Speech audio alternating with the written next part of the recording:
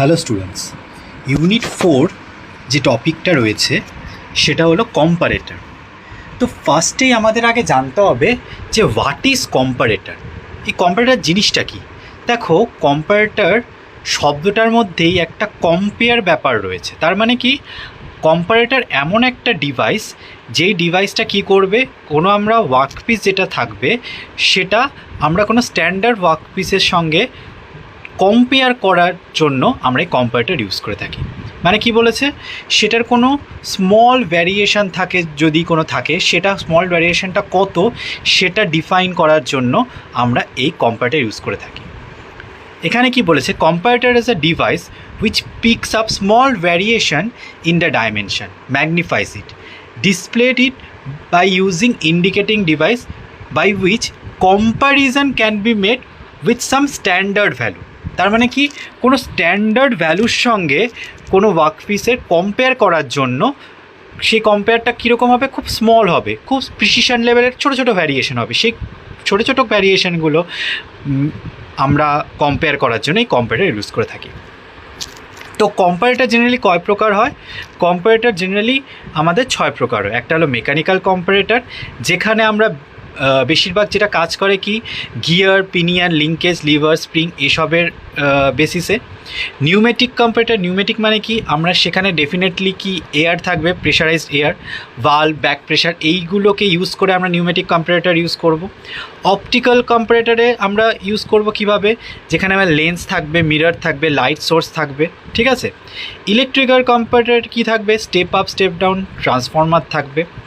আর electronic কম্পারেটরে amplifier থাকবে, digital signal থাকবে।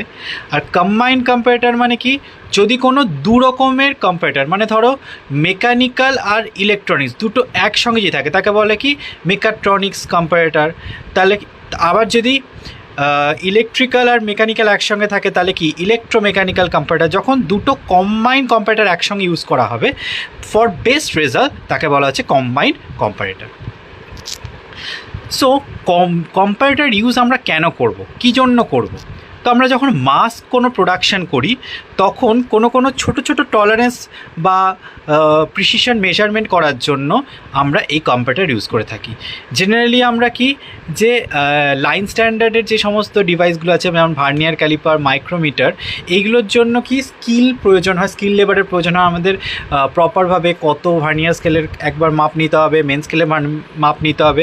কিন্তু আমরা কম্পারেটরে কি জাস্ট মাস প্রোডাকশানে জাস্ট চেক করব, দিয়ে যদি ঠিকঠাক থাকে তাহলে কি প্রোডাকশান লাইনে পাঠাবো, না হলে কি স্ক্র্যাপে ফেলে দেবো। তো এটা খুব ইজি টু অপারেট, ঠিক আছে। নেক্সট হলো গুড ক্যারেক্টারিস্টিক্সের কম্পারেটরের জন্য আমাদের কি কি দরকার, সেটা হলো ফার্স্ট হলো ইট শুড বি কম্প্যাক্ট সাইজের হতে হবে, ইজি টু হ্যান্ডেল হতে হবে, কুইক রেসপন্স যেন দিতে পারে অথবা কুইক রেজাল্ট যেন দিতে পারে।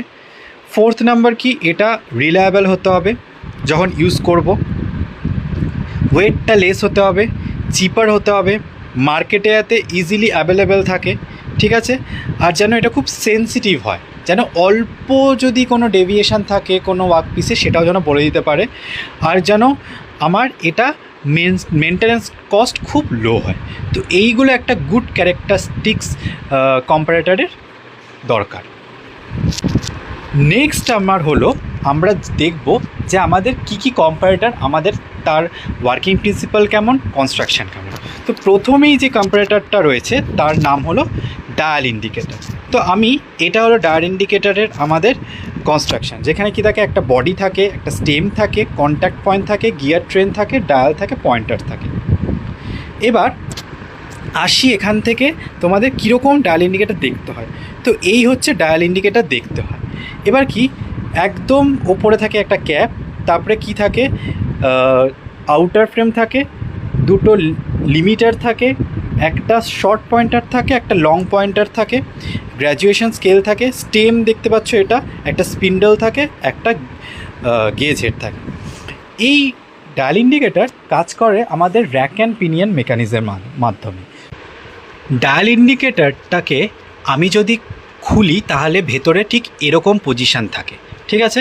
তো আমরা এখন এই পজিশান দেখে বুঝবো ডায়াল ইন্ডিকেটর কীভাবে কাজ করে বা তার ওয়ার্কিং প্রিন্সিপালটা কী। এই যে অ্যারো, ব্ল্যাক কালার অ্যারোটা দেখছো, এটা হলো আমার কি প্লাঞ্জার।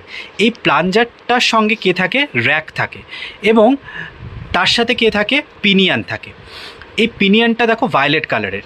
তো র্যাক যখন মানে প্লাঞ্জারটা যখন আপওয়ার্ড ডাইরেকশানে যায়, তখন তার সাথে কি র্যাকটা ওপর দিকে ওঠে এবং পিনিয়ানটা আমার অ্যান্টি ক্লকওয়াইজ ঘোরে।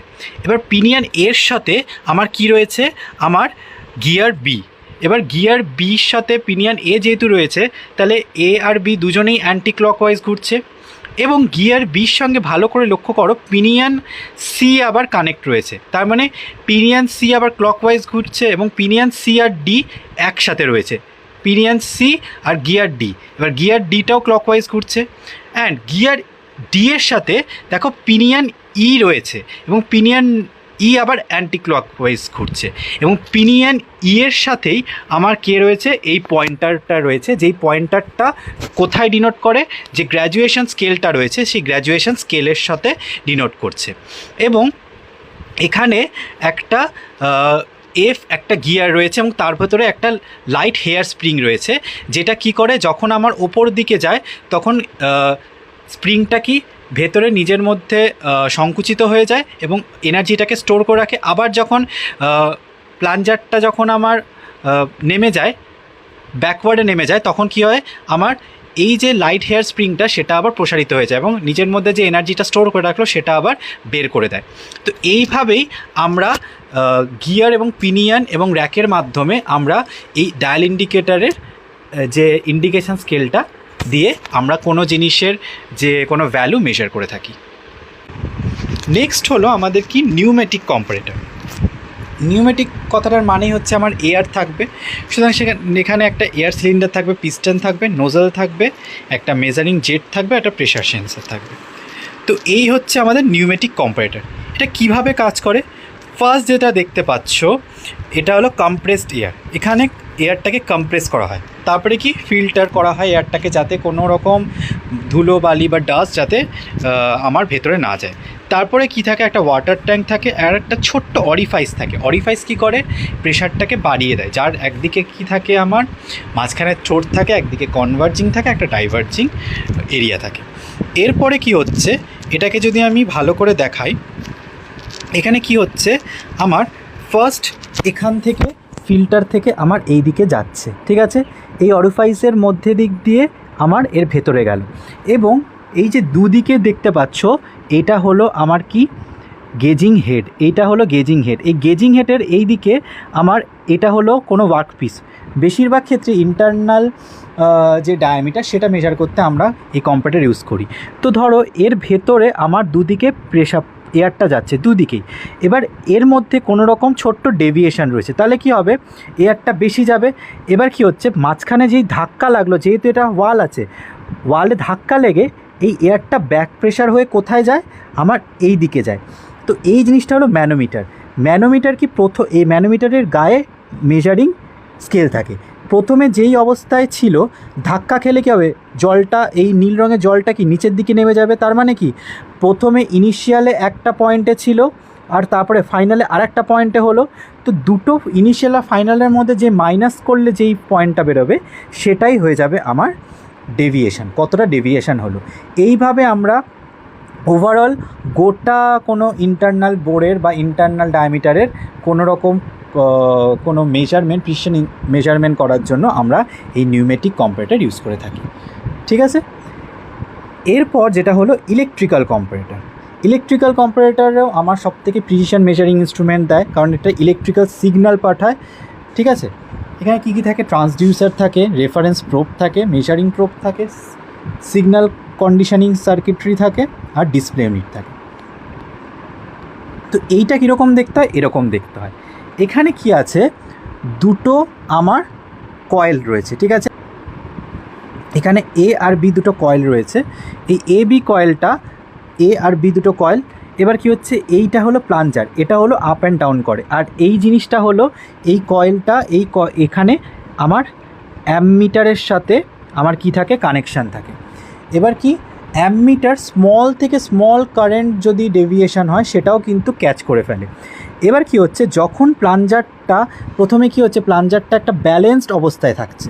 এবার কোনো কারণে যদি প্লাঞ্জারটা আপ ডাউন করে তাহলে কি এই ব্যালেন্স আর্মেচারটা কী হবে, আমার আনব্যালেন্সড হয়ে যাবে। তখন কি হচ্ছে, আমার এটা আটকে যাচ্ছে। তার ফলে কি হচ্ছে, অ্যামমিটার এর মধ্যে কারেন্টের ডেভিয়েশন হচ্ছে, আর সঙ্গে সঙ্গে দেখিয়ে দিল যে আমার জিনিসটা চেঞ্জ হচ্ছে। এবার যে ডেভিয়েশনটা হচ্ছে, যে ডিফারেন্সটা হচ্ছে, সেটাই আমরা ওই ডিফারেন্সটা নোট করব, ওইভাবেই বুঝে যাবো যে পার্টিকুলারলি ওই পয়েন্টটাতে আমাদের প্রবলেম রয়েছে বা সেখানে আমাদের কোনো ওয়্যার হয়েছে। এইভাবেই আমরা ইলেকট্রিক্যাল কম্পারেটর ইউজ করে থাকি। নেক্সট হলো অপটিক্যাল কম্পারেটর।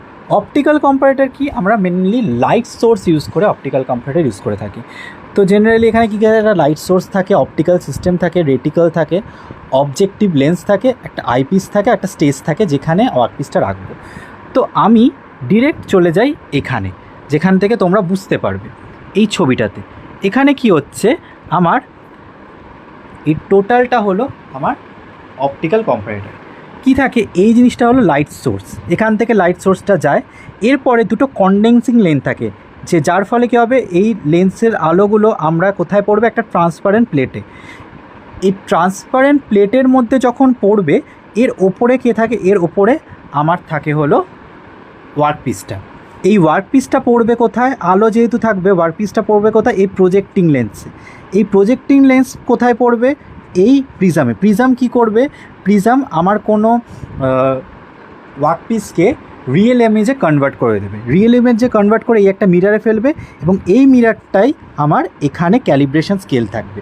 এই ক্যালিব্রেশন স্কেল দিয়ে আমরা মেজার করতে পারবে যে আমার কোনো ওয়ার্কপিসের ওর কতটা লেন্থ, কতটা ব্রেথ, এইভাবে মেজার করা যায়। তার মানে টোটালি লাইটকে ইউটিলাইজ করে, লাইটকে এবং লেন্সকে ইউটিলাইজ করে আমরা কিন্তু এই কম্পারেটরটা ব্যবহার করে থাকি।